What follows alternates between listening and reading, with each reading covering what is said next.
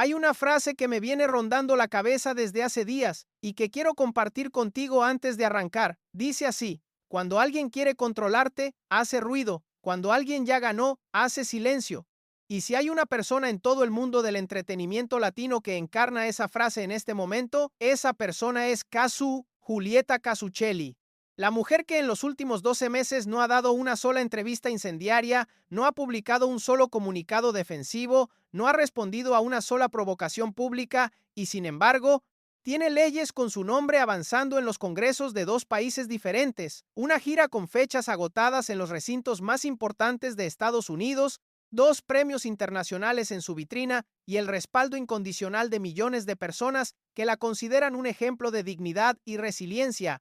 Mientras tanto, Christian Nodal, el hombre que la cambió públicamente por otra mujer hace 2 años, enfrenta cancelaciones de conciertos, demandas que el público percibe como contradictorias, una familia política en crisis de taquilla y una imagen pública que se deteriora con cada titular nuevo. Si quieres entender cómo fue que llegamos a este punto, quédate porque hoy vamos a analizar dato por dato cómo Kazu ganó sin pelear.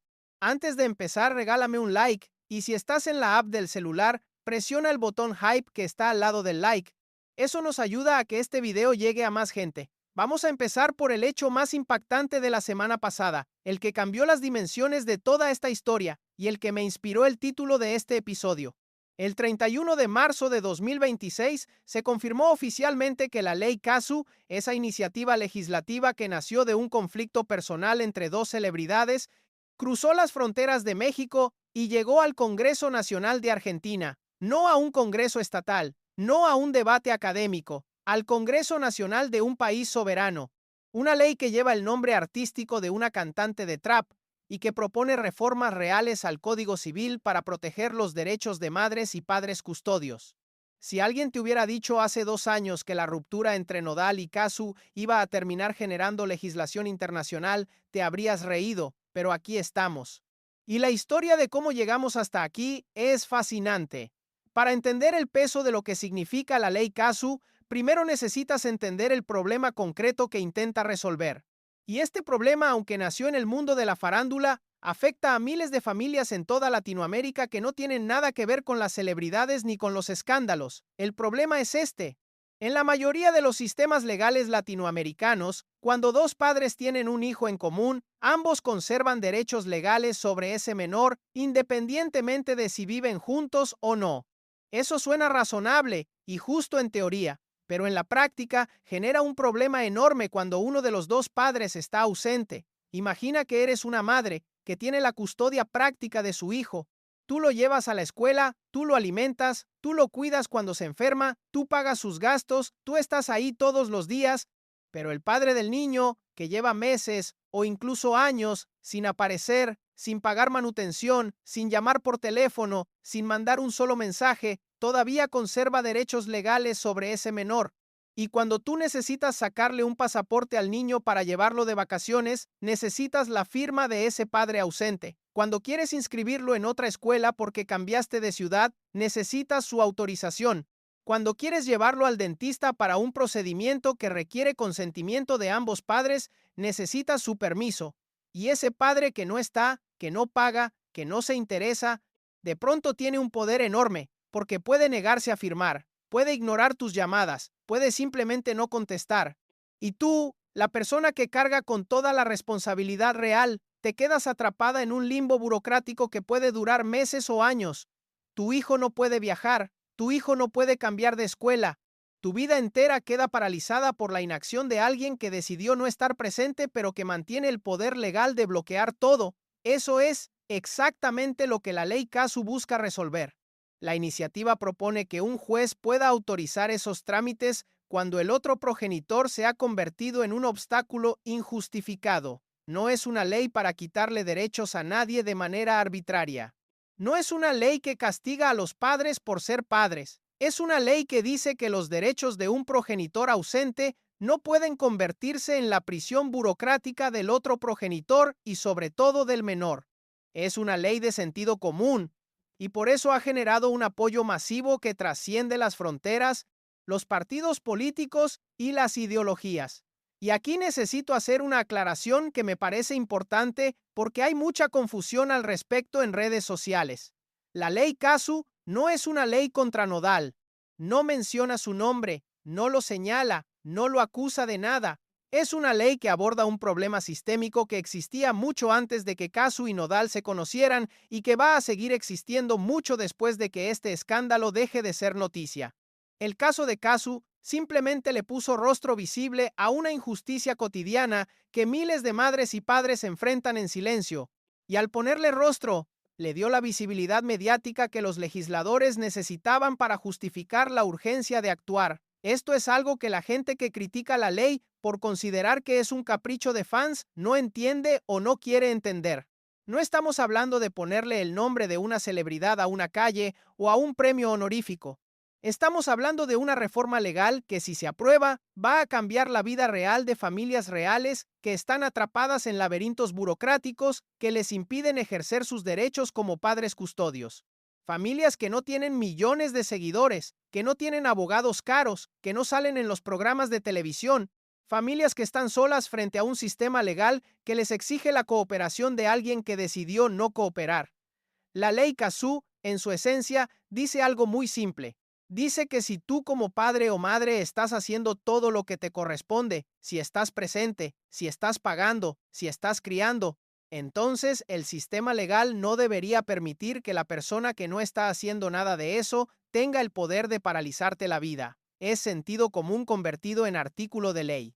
Y por eso genera tanto apoyo popular. Ahora que ya entiendes qué es la ley Casu y por qué importa, vamos a reconstruir cómo pasó de ser una idea local a convertirse en un fenómeno legislativo internacional en cuestión de semanas, porque la velocidad con la que esta ley se expandió no tiene precedente en la historia del entretenimiento latinoamericano ni, probablemente, en la historia legislativa reciente de la región. Todo empezó el 12 de marzo de este año en Michoacán. La diputada Sandra Arreola Ruiz presentó la primera versión de la iniciativa en el Congreso Estatal.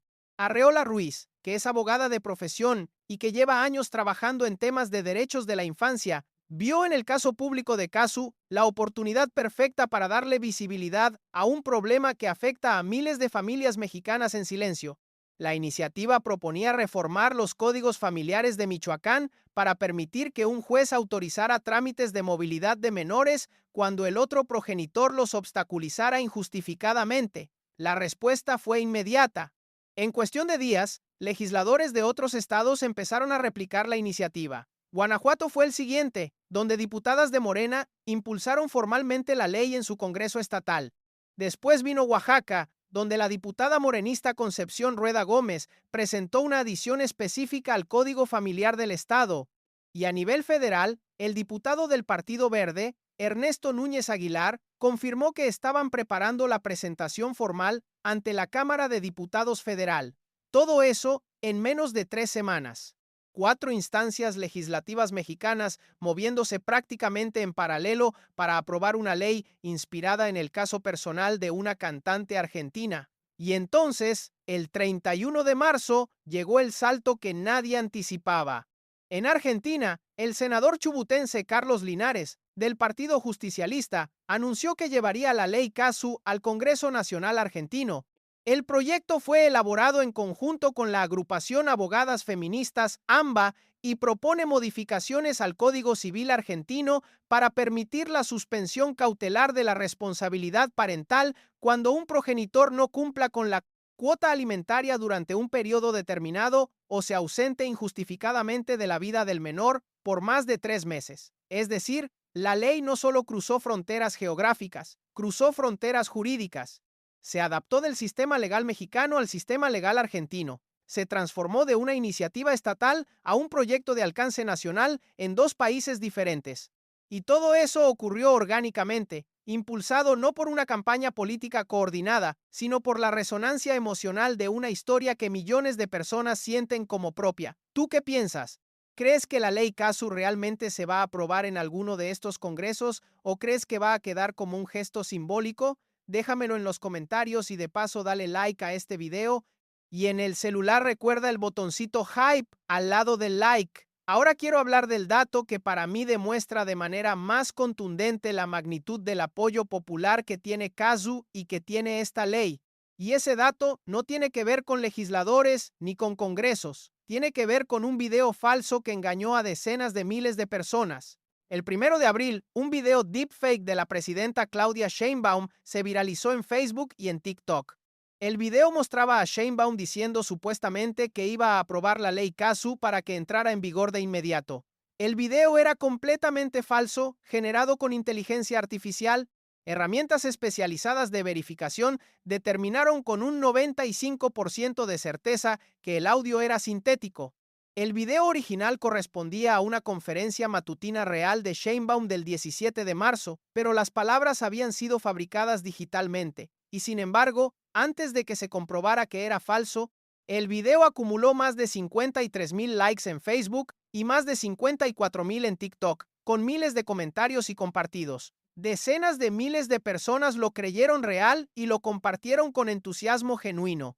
Y aquí es donde quiero que prestes mucha atención a lo que voy a decir, porque creo que este detalle es la clave para entender todo lo que está pasando. La desinformación solo se viraliza cuando toca un nervio colectivo. Un video falso sobre un tema que a nadie le importa muere en la irrelevancia, pero un video falso sobre un tema que millones de personas desean, con todas sus fuerzas que sea real, se propaga como fuego en pasto seco. La gente no compartió ese video porque sea ingenua o porque no sepa distinguir lo real de lo falso. Lo compartió porque quería que fuera verdad.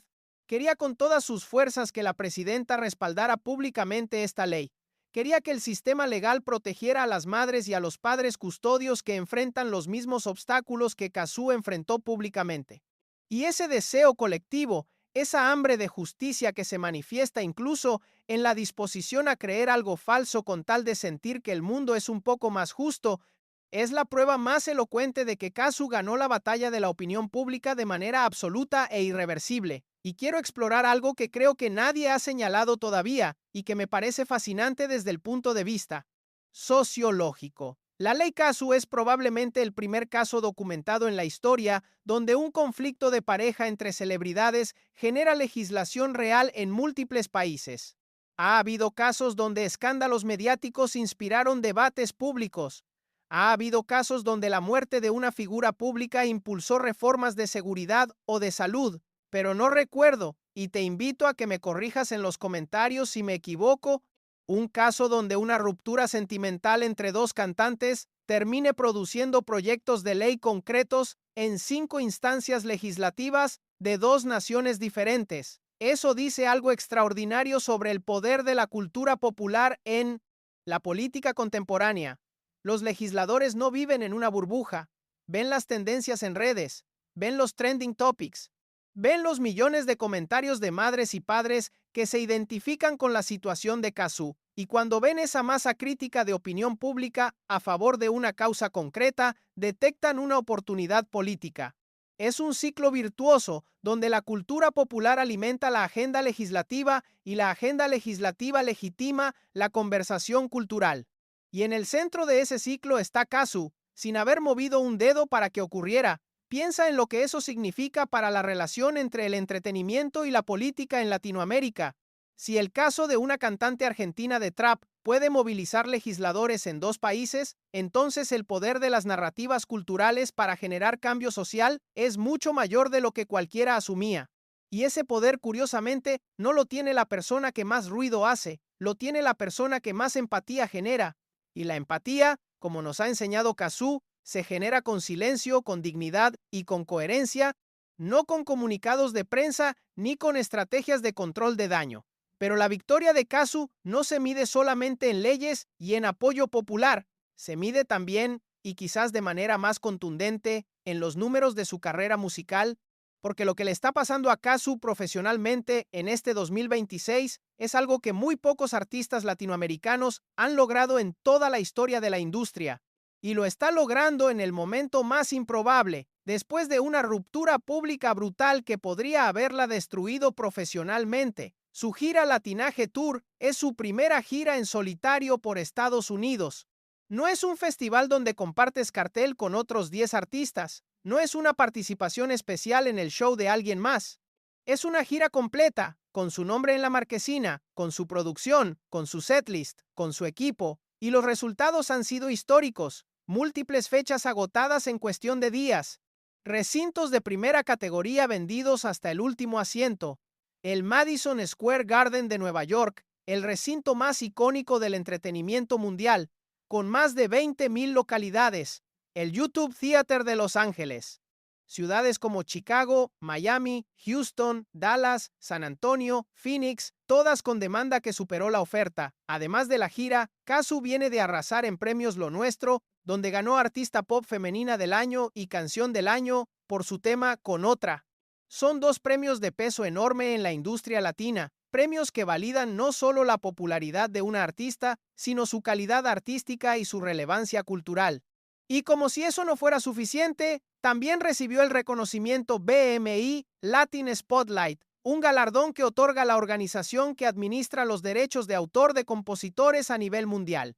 Ese reconocimiento específico importa porque viene de la industria musical misma, no del público votante ni de un jurado de celebridades. Viene de los profesionales que manejan los números, que ven las cifras de reproducciones, que saben exactamente cuánto dinero genera cada canción. Y esos profesionales eligieron destacar a Kazu. Dale like si estos números te impresionan tanto como a mí y recuerda el botón Hype en la app del celular junto al like. Ahora viene la parte que todo mundo espera, porque ahora tenemos que hablar del otro lado de esta historia, el lado de Cristian Nodal. Y cuando pones los números de Kazu junto a los de Nodal en la misma tabla, el contraste es tan dramático que parece ficción, pero no lo es. Empecemos por los conciertos. Esta misma semana se cumplió la fecha original del concierto de Nodal en Acapulco, que había sido cancelado, también la de Puebla, cancelada semanas antes.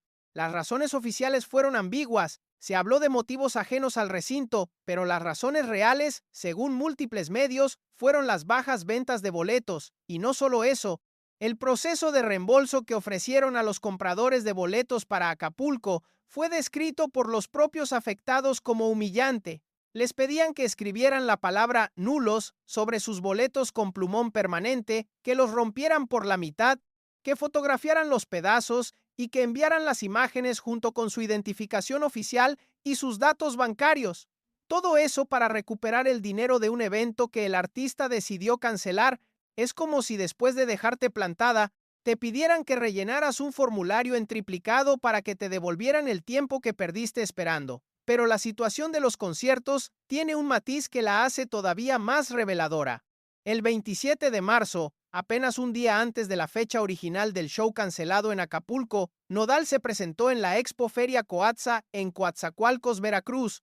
Fue un concierto gratuito y se reportó lleno total. Miles de personas asistieron y disfrutaron del show. Eso significa que el público todavía quiere ver a Nodal. La gente todavía reconoce su talento, pero ya no está dispuesta a pagar por hacerlo. La diferencia entre un show gratuito lleno y un concierto de pago cancelado por falta de ventas no es una cuestión de talento musical, es una cuestión de confianza. Y Nodal ha perdido la confianza de una porción significativa de su audiencia, y la crisis de conciertos de Nodal no es un caso aislado. Se inscribe dentro de una crisis mucho más amplia que afecta a toda la familia Aguilar, la familia de su esposa Ángela. Infobae publicó el 30 de marzo un reportaje documentando que la gira de Pepe Aguilar por Estados Unidos tiene fechas canceladas en silencio y recintos con más del 80% de asientos vacíos. Ángela tuvo que cancelar 9 fechas de su propia gira. Leonardo Aguilar vendió apenas entre el 5 y el 10% de los boletos para un show en Nuevo México. Es decir, no es solo Nodal, es toda la constelación familiar la que está sufriendo las consecuencias de lo que el público percibe como un manejo desastroso de las relaciones personales y de la imagen pública. Y hay otro dato sobre Nodal que circuló esta semana y que, aunque anterior a la ventana del 28 de marzo al 1 de abril, sigue reverberando en la conversación pública y es relevante para entender el panorama completo. Según reportó Infobae a principios de marzo, Pepe Aguilar estaría presionando para que Jaime González, el padre de Nodal, deje de ser su manager. Si esa información es correcta, Lo que estamos viendo es una lucha de poder dentro del propio entorno familiar y profesional de Nodal, el suegro intentando desplazar al padre del control de la carrera del artista, y eso añade una capa de complejidad enorme a la situación, porque si Nodal está recibiendo presión de su suegro para cambiar de representación, si tiene conflictos internos sobre quién maneja su carrera y en qué dirección, entonces las malas decisiones que vemos desde afuera podrían ser el resultado de un artista que está siendo jaloneado en direcciones opuestas por personas con intereses distintos.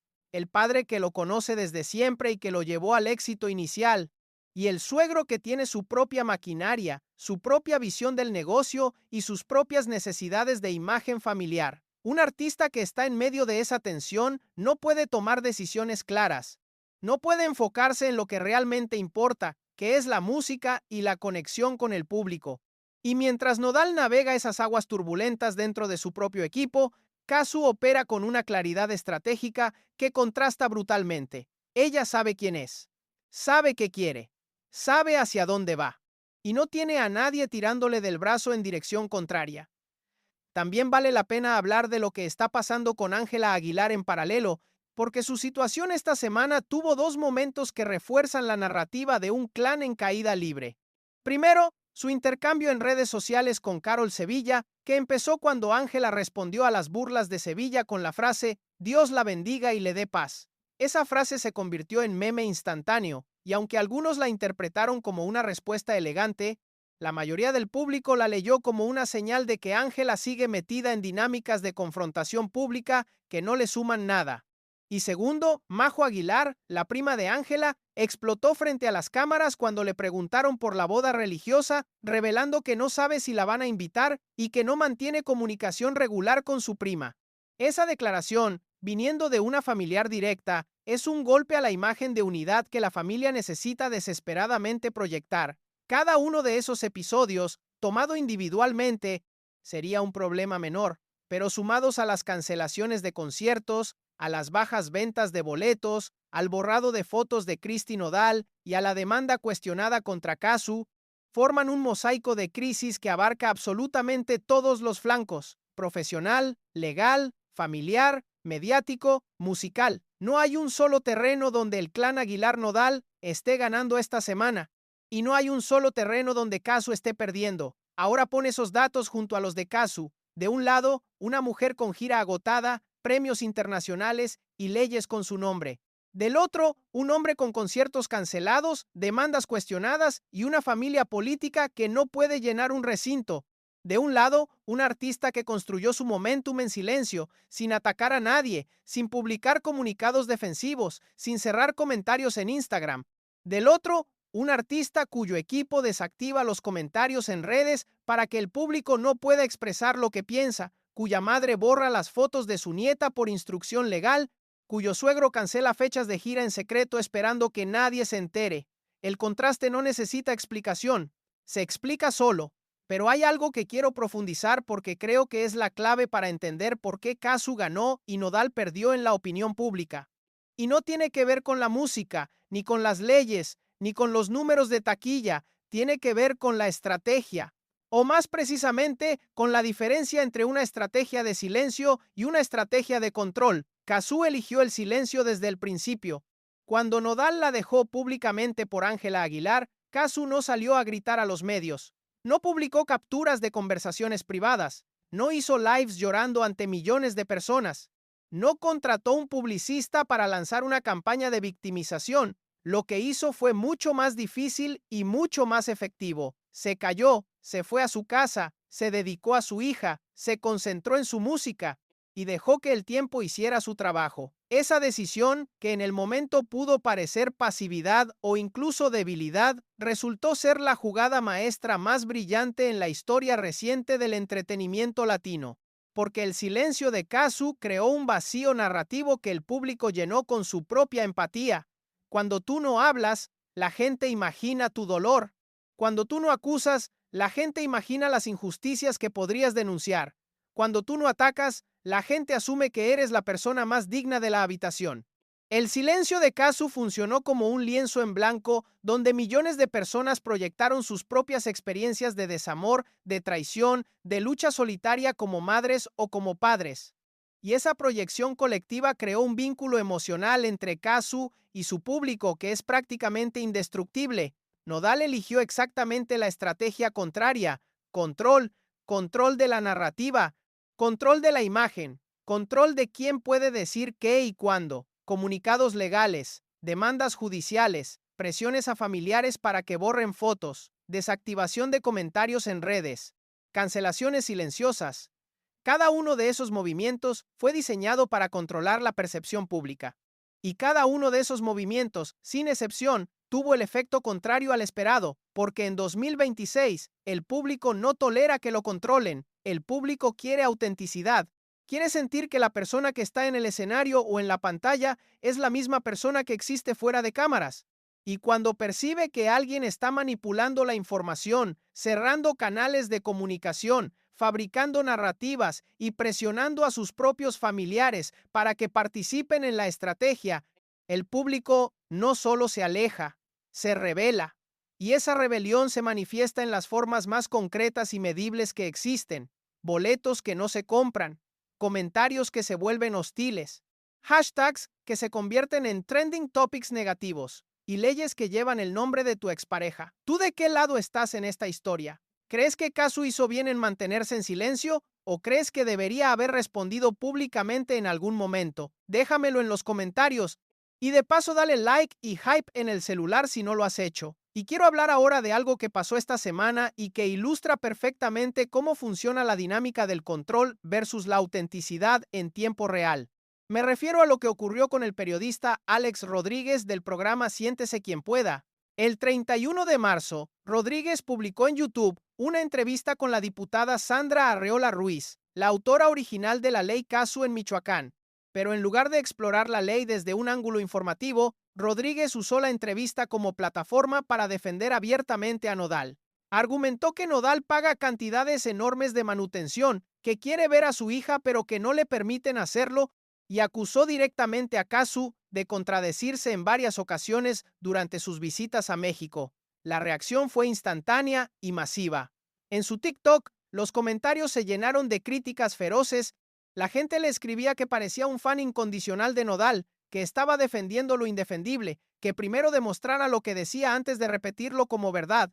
Rodríguez se convirtió en tendencia negativa durante horas, no porque hubiera dicho algo factualmente falso necesariamente, sino porque el público percibió que estaba intentando controlar la narrativa a favor de Nodal, y el público ya no acepta eso. La audiencia quiere información, no propaganda, quiere análisis, no defensa ciega. Y cuando un comunicador cruza esa línea, el castigo digital es inmediato y brutal. Lo fascinante es que Rodríguez no es el único periodista que ha intentado defender a Nodal y ha pagado el precio en redes. Shanik Berman, que históricamente ha sido defensora de la pareja Nodal-Ángela, hizo comentarios polémicos en Radio Fórmula sugiriendo que Casu se habría embarazado intencionalmente, opinión que fue señalada masivamente como misógina. Los periodistas que defienden al clan Aguilar Nodal están cada vez más aislados, mientras que los que mantienen una postura crítica, como Javier Seriani, Gustavo Adolfo Infante o Ana María Alvarado, reciben cada vez más respaldo del público. La opinión mediática se está alineando con la opinión popular. Y cuando eso ocurre, la tendencia se vuelve prácticamente irreversible. Mientras todo esto pasaba en el frente mediático y legislativo, también se produjeron esta semana movimientos en el entorno más cercano de la familia Nodal Aguilar que refuerzan la lectura de una situación en deterioro acelerado. Cristi Nodal, la mamá de Cristian, borró de su Instagram absolutamente todas las fotografías donde aparecían su nieta Inti y Casu. Según lo reportado por Javier Seriani, esa decisión habría sido tomada bajo presión del propio Nodal para fortalecer su posición legal en la demanda contra Casu por exposición mediática de la menor. Es decir, en la misma semana donde Casu acumula victorias legislativas y profesionales sin mover un dedo, Nodal está presionando a su propia madre para que borre los recuerdos de su nieta. La desproporción entre ambas situaciones es casi poética en su brutalidad. Y la demanda misma, que es la razón por la que supuestamente Christie tuvo que borrar las fotos, carga con una contradicción que el público ha señalado incansablemente. Si Nodal demanda a Casu por exponer a Inti en redes sociales, el primer dato que cualquier juez va a considerar es quién fue la primera persona en publicar fotos de la menor en Instagram. Y la respuesta es el propio Nodal, que compartió las primeras imágenes de Inti el 14 de febrero de 2024, el día de San Valentín, ante millones de seguidores. Él fue quien decidió que el mundo conociera el rostro de su hija, y ahora demanda a la madre por hacer algo equivalente. Esa contradicción no solo debilita el caso legal, destroza la credibilidad pública de Nodal como padre preocupado por la privacidad de su hija. Y hay otro frente donde Nodal está perdiendo terreno esta semana que vale la pena mencionar porque completa el cuadro de una situación que se deteriora en todos los flancos al mismo tiempo. Su lanzamiento musical más reciente, el sencillo Incompatibles, producido por su suegro Pepe Aguilar, generó polémica por un presunto parecido con la canción Me pierde por güey de Grupo Firme. Usuarios de redes sociales hicieron comparaciones lado a lado, señalando similitudes melódicas y rítmicas. Y, más allá de la polémica del plagio, los números de reproducciones fueron notablemente bajos para un artista de su nivel. Alrededor de 900,000 visualizaciones en YouTube en los primeros 3 días, cuando lo habitual para Nodal eran millones en las primeras horas. Incluso su segunda portada en Rolling Stone en español, que debería haber sido un momento de celebración profesional, se convirtió en polémica porque el público criticó lo que percibió como un exceso de retoque digital en las fotografías, señalando que sus tatuajes faciales habían sido suavizados artificialmente, es decir, ni siquiera en el terreno puramente musical, donde supuestamente debería sentirse más seguro, las cosas están saliendo como Nodal esperaba, las canciones no reproducen como antes, las portadas generan críticas en lugar de aplausos. Los conciertos de pago se cancelan por falta de público. Y mientras tanto, Casu llena estadios, gana premios y recibe reconocimientos de la industria sin necesidad de retocarse la imagen ni de esconderse detrás de un equipo legal. Y hay un dato más sobre la gira de Casu que quiero compartir contigo porque creo que es el que mejor resume la diferencia de trayectorias entre ella y la familia Aguilar en este momento, el Dolby Live de Las Vegas. Recuerda ese nombre porque es el escenario donde las dos historias se cruzan de la manera más elocuente posible. Pepe Aguilar tiene programada una fecha en el Dolby Live para el 6 de junio de este año. Según el reportaje de Infobae, esa fecha muestra más del 80% de los asientos todavía disponibles para compra. Es decir, a poco más de 2 meses del show, Pepe Aguilar ha vendido menos del 20% de un recinto de primer nivel en Las Vegas. Casu, por su parte, tiene fechas en el mismo circuito de recintos de Las Vegas y Estados Unidos con boletos agotados. La misma ciudad, el mismo tipo de público latino, el mismo mercado.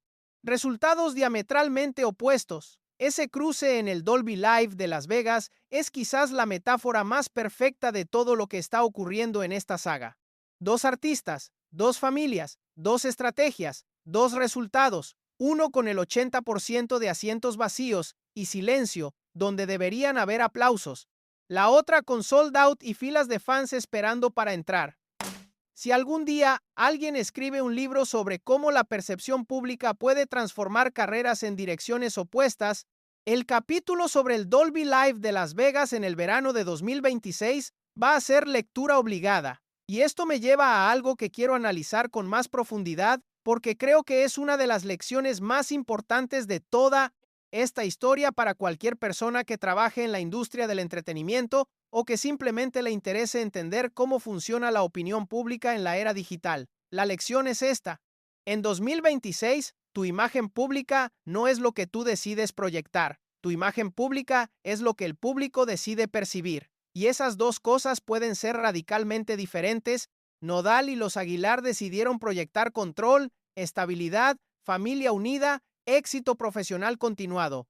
Invirtieron tiempo, dinero y energía en comunicados, en estrategias de redes, en entrevistas controladas, en todo el aparato de relaciones públicas que la industria musical ofrece. Y el público percibió exactamente lo contrario. Percibió desesperación disfrazada de control, percibió fracturas disfrazadas de unidad. Percibió un declive profesional que las cancelaciones silenciosas no podían ocultar. Kazu no decidió proyectar nada en particular. No hay evidencia de una estrategia de imagen elaborada detrás de sus acciones. Lo que hay es coherencia, coherencia entre lo que dice y lo que hace, coherencia entre su vida personal y su vida pública, coherencia entre sus valores y sus decisiones. Y esa coherencia, que es la forma más básica y más poderosa de autenticidad, generó una percepción pública infinitamente más favorable que cualquier campaña millonaria de marketing.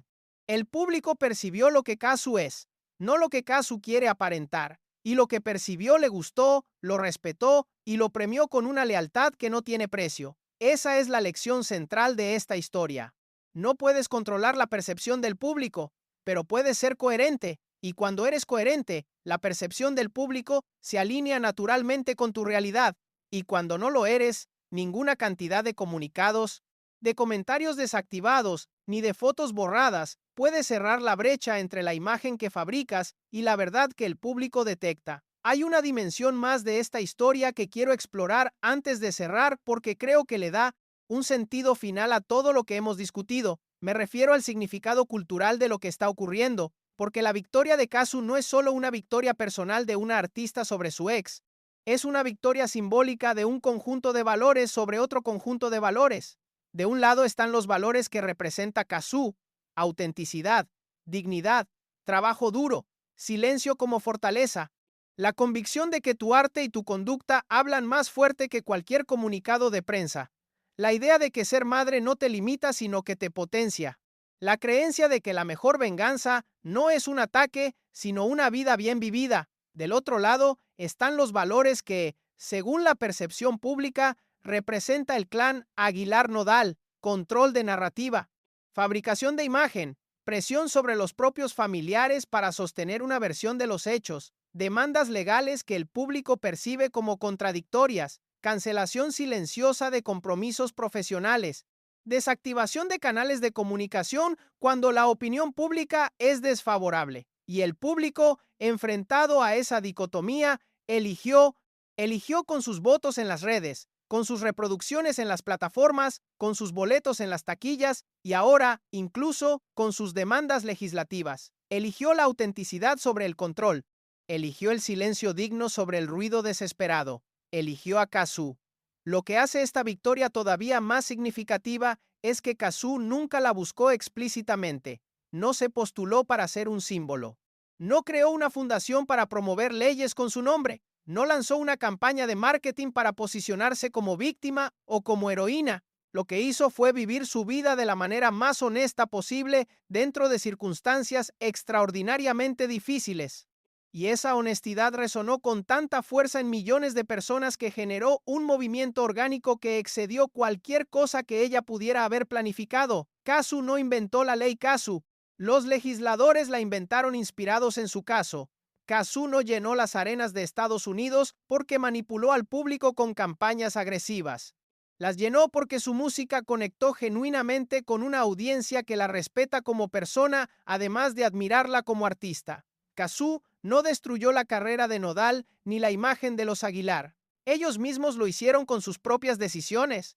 Ella simplemente se dedicó a lo suyo y dejó que la realidad hablara por sí sola. Y eso, en última instancia, es lo que hace que esta historia sea tan poderosa y tan universal. Porque no es solo una historia de farándula, es una historia sobre qué pasa cuando una persona elige la verdad en un mundo que la presiona para que juegue el juego del control y la apariencia. Es una historia sobre el poder del silencio en una era de ruido constante. Es una historia sobre cómo la dignidad, cuando se sostiene con paciencia y con trabajo, siempre termina imponiéndose sobre la manipulación, por más sofisticada que sea. Y quiero agregar una perspectiva que conecta todos los puntos que hemos discutido hasta ahora y que creo que le da un sentido final a esta historia. Me refiero a la cronología invisible de la victoria de Kazu, porque no fue un evento único. Fue un proceso que se construyó paso a paso, semana a semana, mes a mes, hasta llegar a este punto donde la acumulación de victorias silenciosas se convirtió en un tsunami visible para todo el mundo. Piensa en la secuencia. Junio de 2024, Kazu se entera públicamente de que su pareja la dejó y está con otra persona. En lugar de responder con drama, elige el silencio. Los meses siguientes los dedica a su música y a su hija. A finales de 2024 y principios de 2025, comienza a retomar su carrera musical con presentaciones puntuales que reciben ovaciones cada vez más grandes. El público la recibe no solo como artista, sino como símbolo de resiliencia. A lo largo de 2025, la percepción pública sobre el caso se inclina cada vez más a su favor. Los medios que inicialmente cubrían la historia como un chisme de farándula empiezan a tratarla como un fenómeno cultural. Las redes sociales pasan de la curiosidad morbosa al apoyo genuino, y entonces llega 2026 y todo explota al mismo tiempo. Los premios, la gira histórica, las leyes, el apoyo institucional, la caída simultánea de los Aguilar en las taquillas. Cada una de estas cosas por separado sería una buena noticia para Kazu, pero juntas, ocurriendo en el mismo periodo, crean una narrativa de victoria tan aplastante que resulta casi irreal. Y lo más extraordinario es que Kazu no hizo absolutamente nada para que estas cosas se sincronizaran. No coordinó con los legisladores, no manipuló las taquillas de los Aguilar, no organizó campañas contra Nodal. Las piezas cayeron solas, se acomodaron orgánicamente, impulsadas por una opinión pública que tomó sus propias decisiones sin necesidad de que nadie le dijera qué pensar ni qué sentir. Y eso es lo que hace que la victoria de Kazu sea tan poderosa y tan duradera. No fue construida artificialmente, no depende de una campaña que puede apagarse, no está sostenida por un equipo de relaciones públicas que mañana puede cometer un error, está sostenida por algo mucho más sólido, por la convicción genuina de millones de personas que decidieron, por cuenta propia, que esta mujer merece su respeto y su apoyo. Y contra esa convicción colectiva, no hay estrategia de control que funcione. Mientras Kazu protagoniza el que probablemente sea el regreso más impresionante en la historia reciente de la música latina, Nodal observa cómo cada una de sus decisiones profundiza la distancia entre donde está y donde querría estar.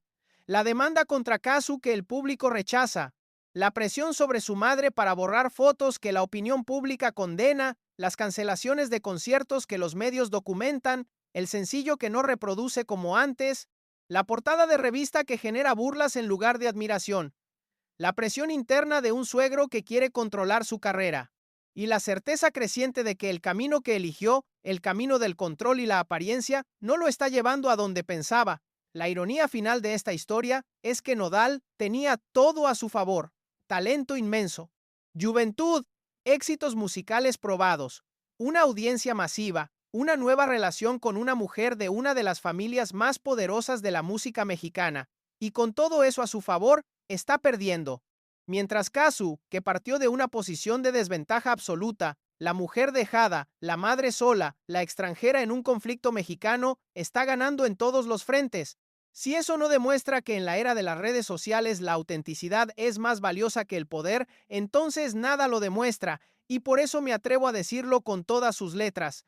Kazu ya ganó, no porque Nodal haya perdido, sino porque Kazu construyó algo que nadie le puede quitar, una carrera que brilla, un respeto público que se ganó sin pedirlo, un legado que trasciende la música y toca el terreno de los derechos civiles, y una hija que, cuando crezca y busque en internet la historia de su madre, va a encontrar a una mujer que en el momento más difícil de su vida eligió la dignidad sobre el drama, el trabajo sobre la venganza y el silencio sobre el escándalo. Los legisladores están escribiendo leyes con su nombre. Los recintos más famosos del mundo ponen su nombre en la marquesina. Los premios la reconocen, la industria la celebra, y el público la abraza con una lealtad que ninguna campaña de marketing podría fabricar. Mientras tanto, al otro lado de esta historia, hay comentarios desactivados, taquillas vacías, fotos borradas por instrucción y una demanda que se contradice a sí misma. La pregunta ya no es quién ganó, la pregunta es si alguien del otro lado está tomando nota.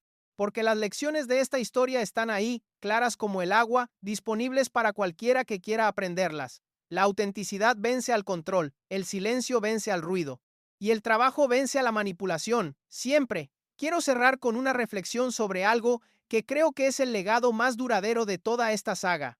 Más allá de las leyes, más allá de las taquillas, más allá de los premios, me refiero al mensaje que la historia de Casu le envía a millones de mujeres en Latinoamérica que están pasando por situaciones similares. Mujeres que fueron dejadas, mujeres que fueron reemplazadas públicamente, mujeres que enfrentan obstáculos legales para criar a sus hijos, mujeres que sienten la presión de responder con drama cuando el mundo espera drama. A todas esas mujeres, la historia de Casu les dice algo que ningún libro de autoayuda podría decirles con tanta fuerza. Les dice que no necesitas gritar para ser escuchada, que no necesitas pelear para ganar, que tu silencio no es debilidad sino estrategia, que tu trabajo habla más fuerte que cualquier comunicado de prensa, y que cuando eliges la dignidad sobre el escándalo, el tiempo siempre te da la razón. Eso no significa que el camino sea fácil. Seguramente hubo noches donde Casu quiso responder. Seguramente hubo momentos donde el silencio le pesó más que cualquier declaración. Seguramente hubo días donde la tentación de decir su verdad públicamente fue casi insoportable, pero se contuvo. Y esa contención, esa disciplina emocional sostenida durante meses y meses, es lo que la trajo hasta aquí, hasta un punto donde su nombre está en leyes, en marquesinas de los mejores teatros del mundo y en el corazón de millones de personas que la admiran no por su drama, sino por su fortaleza. Hay una frase que se le atribuye a diversas fuentes y que dice algo así como la mejor venganza es vivir bien. Casu no buscó venganza, pero vive bien, vive extraordinariamente bien. Y eso, en un mundo que la invitaba a destruirse públicamente para entretenimiento de las masas, es la victoria más grande que podría haber obtenido. La ley Casu va a seguir avanzando en los congresos. Los conciertos van a seguir agotándose, los premios van a seguir llegando, y en algún momento, probablemente no muy lejano, alguien va a hacer una película o una serie sobre esta historia. Y cuando la cuenten, cuando la narren con la perspectiva que solo da el tiempo, el personaje de Casu va a ser el que la audiencia admire, no porque sea perfecto, sino porque es real. Y en un mundo saturado de apariencias, lo real es lo único que vale la pena. Antes de despedirme, quiero dejarte 3 preguntas finales para los comentarios. Primera, ¿tú crees que la ley Casu realmente se va a aprobar en alguno de estos 5 congresos donde se está discutiendo o va a quedar en el intento? Segunda, si fueras Nodal y vieras todo este panorama, el de las leyes, el de las taquillas, el del rechazo público, ¿cambiarías de estrategia o seguirías por el mismo camino?